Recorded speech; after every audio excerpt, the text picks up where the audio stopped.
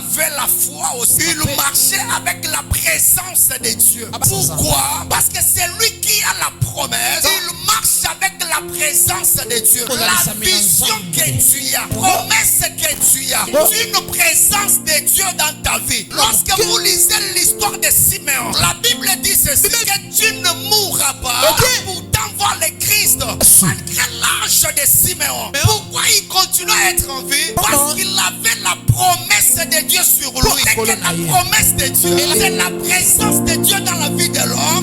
La promesse de Dieu protège l'homme. Tu m'as pas compris? Écoutez-moi très bien. Siméon pouvait mourir, mais comme il avait la promesse, cette promesse les protégeait pour qu'elle puisse toucher l'accomplissement. Je lève ma main, je déclare, tu ne mourras pas sans pourtant palper l'accomplissement des promesses de Dieu fait sur ta vie. Je lève ma main, je déclare, tu ne mourras pas sans pourtant toucher l'accomplissement de tes promesses.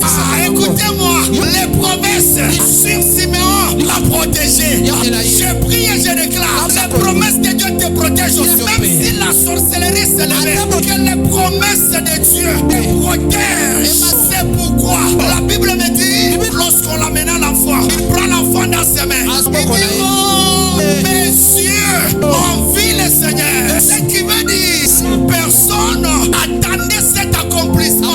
Je déclare aussi, même si le diable se multiplie autant de fois qu'il voudra, que la promesse de Dieu te protège partout. Si tu prends la moto, si tu prends l'avion, tu peux prendre les trains, tu peux prendre les bateaux, peu importe les moyens de transport. Je prie et je déclare que les promesses de Dieu te protègent. Marche avec toi. Que cette promesse t'épargne au danger, t'épargne au risque, afin de t'accorder une longue vie.